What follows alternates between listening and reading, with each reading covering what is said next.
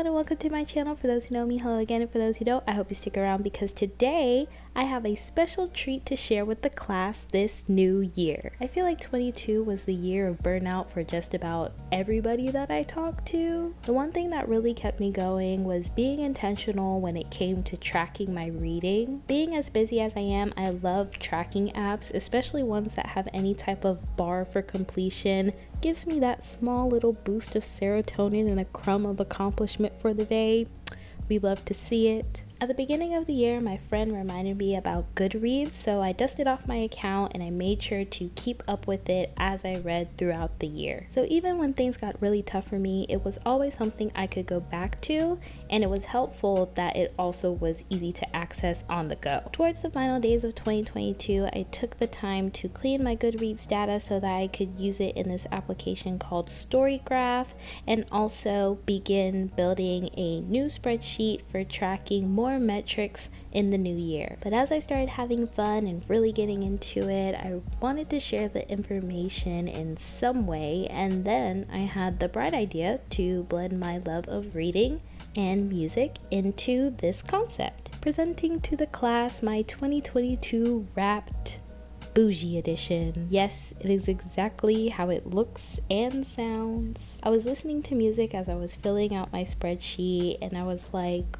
what if we had a Spotify Wrapped, but for books? The brain cells were working overtime. It was an all-nighter. I hadn't slept. I hadn't eaten. It was a terrible time. But enough about that, class. Let's get into my 2022 Wrapped Bougie edition. I actually read way more than I thought this past year, and it resulted in 190 books read with a total of 43,101 pages. Technically read one of the books twice, but we'll get to that later. Any number that has a comma in it is still so bizarre to me that even I still can't believe it, even as I'm saying this out loud. But baby, these Excel formulas do not lie, unless it's an error message. One of the metrics that Storygraph captures is the moods of the different books that you read. My top 5 moods from 2022 were lighthearted, emotional, adventurous, funny, and dark.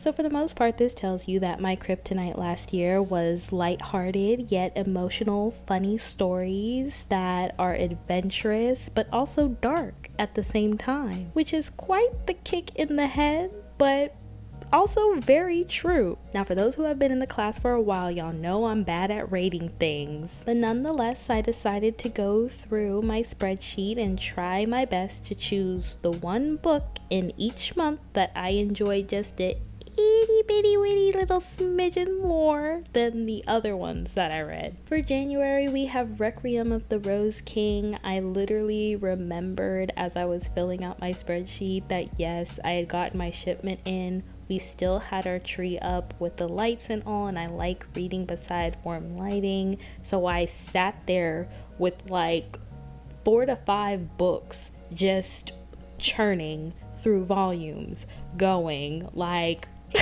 there was no stopping me. February was for Chainsaw Man because at the same time that I got Requiem of the Rose King, I think I had purchased both that and Chainsaw Man through Right Stuff, so they just all came, and it was whatever Chainsaw Man was up to at that point. Absolutely devastating ending for part 1, but I would do it again. March brought the end of Blue Giant. It was the last omnibus that came out.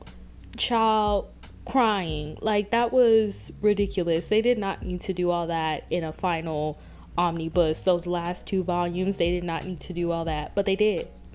They did. April was like the depths of my brain rot. For Sabiku Ibisco, the show came out.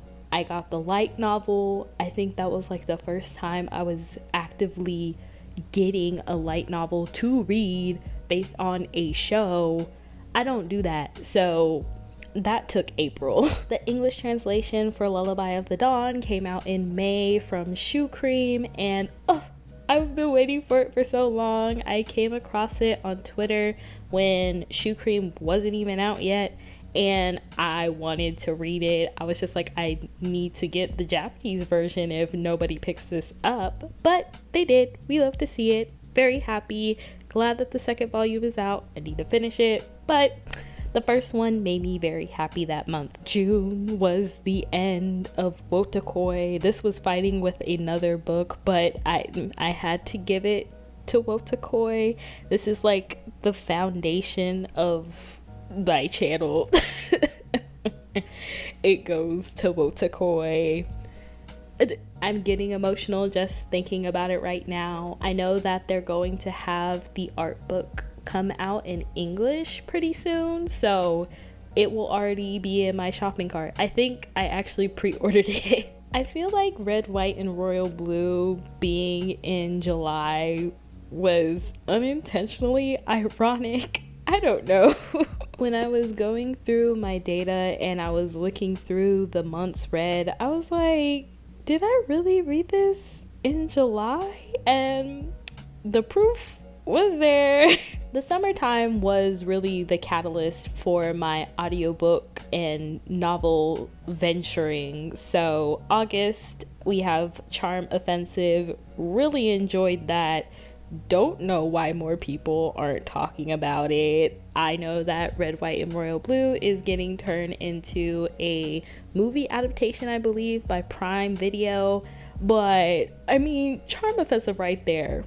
I know we would be getting into some touchy waters with a certain reality TV show that it's kind of like in there, but there is so much potential. September is when I close the 5th and final book of the PJO series. I was very proud of myself because as a kid, I would go to like consignment stores and try and find all the different books until I got them all, and then by the time that I got them all, had to read things for school, so the whole joy of reading for fun was gone by that time. But now, you know, as an adult, I have read it all. In contrast, October was more of a catalyst time for The Interview with the Vampire and the Vampire Chronicles. The Vampire Lestat being the first one that I read. Talked about this in the haul that I just put out not too long ago, but wow. November goes to Astrid Parker Doesn't Fall because I was so excited to read that after I had read Delilah Green Doesn't Care. Soon as I saw that like Bright Falls was gonna be a thing, I was like, oh, okay. And then I saw that Astrid was going to be the focus of the second book.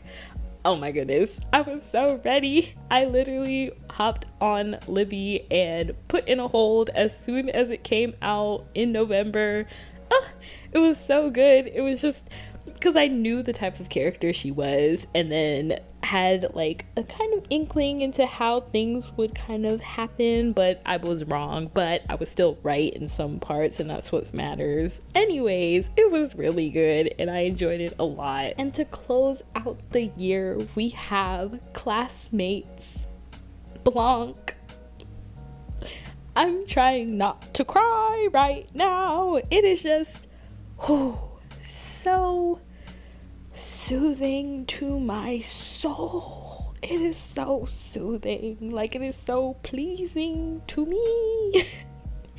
I really need 7Cs to go ahead and say that they've secured Home, which is the next part that comes after Blanc.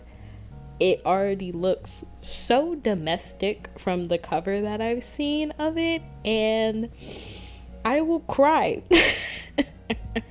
Like, I will cry tears.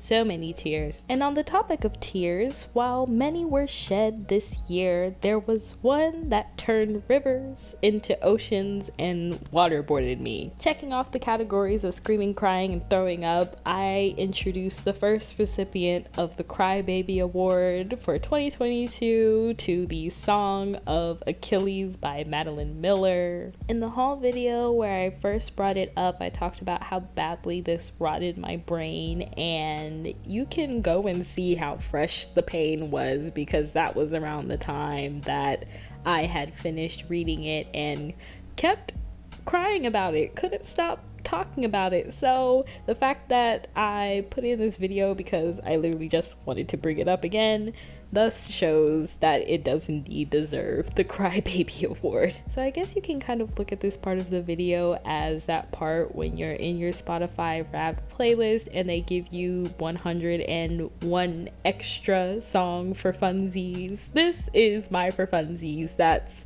my tears. But back to the facts and stats that I based this whole thing off of in the first place. Based on the numbers, with one chapter, it was love at first read, and honestly, they're not wrong. My top series read from 2022 was Requiem of the Rose King, which makes this next part not so surprising that out of all the authors I read this past year, Ayakano Sensei was my top author of the year. And it's funny that it turns out this way because I remember that I got the first volume a long time ago, absolutely loved it. It's taking a little bit to get through to the last volumes in the series for the English translation, so I don't think that the last one comes out until sometime in this year, 2023. I almost said last year, but it will be coming sometime soon.